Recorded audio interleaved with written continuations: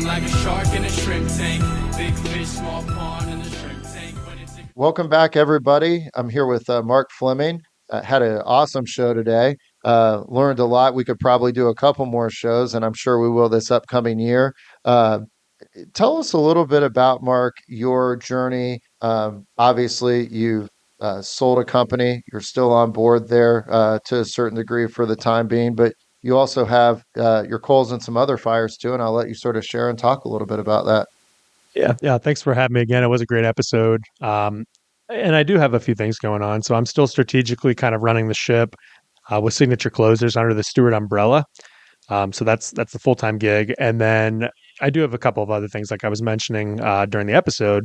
So MEMM Capital is the company that I created. That's really, I think the goal there for me is to create a hold company, to have a handful of companies over time underneath that umbrella that I'm partnering with good people, people that are good leaders, whether there's a leadership team or an individual operator, and in industries that I understand. So insurance, financial services, real estate, those are probably the primary three. There's some other areas I can get into with partners. But the goal would be to add value, really, just strategically and through capital. And then can we infuse technology? Can we, clean up the process? What can we do to make the business grow and be better?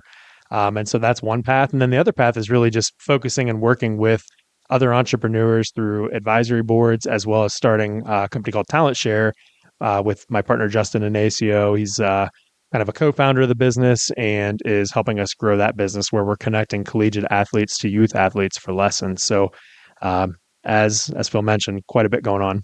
Yeah, full schedule, and I think that sort of goes into one of the highlights. I think of the conversation was accidental entrepreneurship, and how did you sort of let yourself naturally just sort of evolve into what you've created, and how did you not really let yourself set limitations or maybe have a preconceived notion of your career path early on? So I think I would answer that in a couple of ways. One, I experienced in my family growing up, my dad was an entrepreneur. So I saw that lifestyle and that journey. And then for me, I think it really comes back to I've done a lot of work on myself and self discovery, self awareness, working with a counselor. I mentioned meditation during the episode. I've just kind of come to a place where I understand what I'm good at, what I'm not good at, and what drives me. And I've let that kind of lead the way. And I feel like for me, the entrepreneurial journey makes sense. Innovation, creativity, building things, I really enjoy. And so that to me just checks all those boxes as an entrepreneur. Now, somebody who's financially anxious like myself, and I can tend to be probably not a good check mark as an entrepreneur. So that's something I've had to overcome and kind of work through. But thankfully, over time, I think the good outweighs the bad, and so I've been able to make that my journey. That's awesome.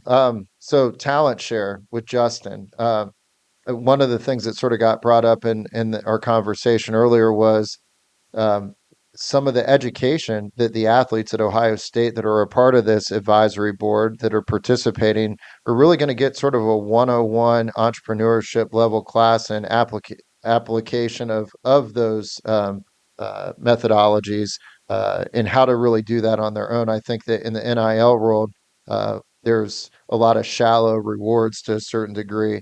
And I think that this is something that could be a little bit deeper for the athletes at Ohio State, specifically starting with what have you done, or I guess what do you sort of see this evolving to over the next year in this opportunity?